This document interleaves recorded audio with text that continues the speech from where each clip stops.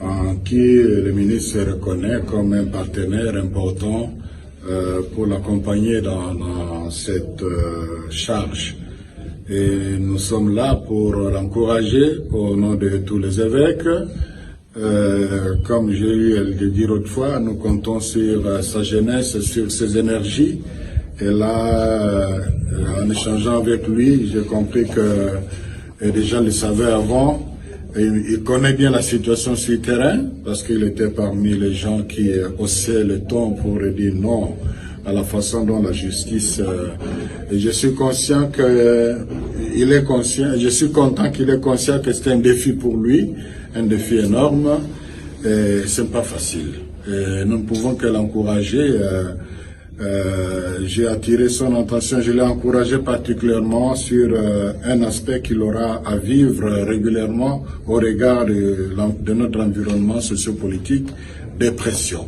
Dépression, il sera certainement objet de pression de toutes sortes.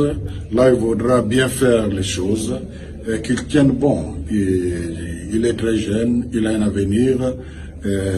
Tout se jouera par rapport au résultat qu'il va donner maintenant. Donc, on a échangé avec lui comme un pasteur, il est d'éducation catholique, il a étudié à Kisangani chez le père de Sacré-Cœur, il a fait son université chez les protestants, donc, et déjà, au niveau secondaire comme à l'université, il avait monté une structure de lutte contre la tricherie, donc c'est quelqu'un qui déjà depuis son enfance était attiré par ces valeurs. Maintenant, c'est l'occasion pour lui de les défendre à la tête du ministère de la Justice. C'était aussi l'occasion pour moi de faire quelques plaidoyers au nom des évêques. Vous savez, l'Église est aussi victime de cette situation. Juste quelques cas pour vous en rendre compte.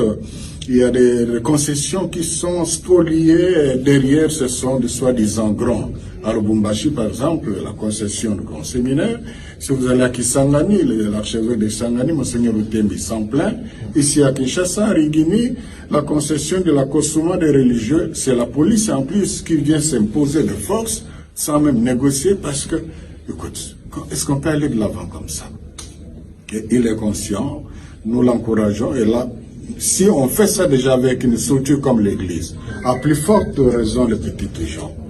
Donc il est conscient de cela et je demande au peuple congolais de le soutenir dans ces combats parce qu'il doit se sentir porté pour que nous ayons tous des résultats. Merci.